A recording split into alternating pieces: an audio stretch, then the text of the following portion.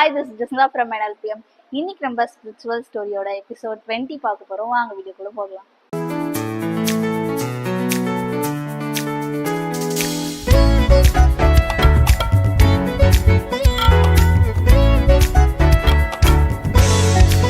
ஒரு மனுஷனுக்கு 2 ஆண் பிள்ளைங்க இருந்தாங்களாம். ஒரு நாள் வந்துட்டு பெரிய பையன் வந்துட்டு ஸ்கூலுக்கு போயிருந்தானா, சின்ன பையன் வந்துட்டு வீட்டுல இருந்தானா.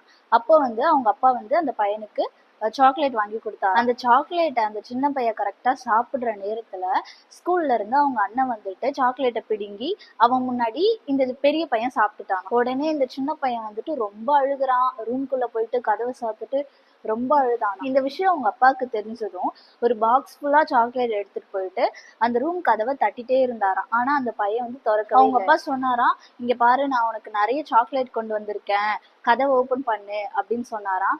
ஆனா அந்த பையன் அவங்க அப்பாவுடைய பேச்சை அவன் காதுல கேட்கவே இல்லை. அவங்க அப்பா சொன்னதை அவன் காதுல வாங்காம அவனோட 2 கைகளால அவனுடைய காதுகளை மூடிக்கிட்டு அழுதுகிட்டே இருந்தாங்க. கடைசியில அவனோட துக்கமே ஒரு பெரிய சந்தோஷத்தை கிடைக்க விடாம பண்ணிருச்சான். இததான் வெளிப்படுத்தின விசேஷம் 3:20 வாசிக்கிறோம்.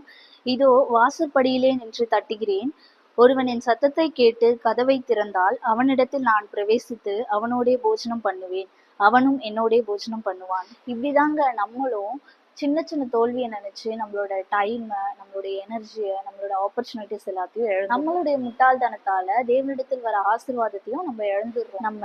நமக்கு வர வலியையும் தோல்வியையும் அக்செப்ட் பண்ணி வாழ கத்துக்கிட்டா கடவுள் நமக்கு வச்சிருக்க ஆசீர்வாதத்தையும் வெற்றியையும் சுதந்திரிச்சுக்கலாம். எரேமியா மூலமா கர்த்தர் நமக்கு சொல்றாரு, நீங்கள் எதிர்பார்த்திருக்கும் முடிவை உங்களுக்கு கொடுக்கும்படிக்கு நான் உங்கள் பேரில் நினைத்திருக்க நினைவுகளை அறிவேன் என்று கர்த்தர் சொல்லுகிறார், அவைகள் தீமைக்கல்ல சமாதானத்துக்கு ஏதுவான நினைவுகளே. ஸோ நம்மளுடைய இருதயமாகிய கதவை கர்த்தருக்கு நேராக திறந்து வச்சா அவர் அதை நன்மையினால நிரப்புவார். ஸோ இந்த மெசேஜ் உங்களுக்கு பிடிச்சிருந்துச்சுன்னா உங்க ஃப்ரெண்ட்ஸுக்கு ஷேர் பண்ணுங்க. God bless you.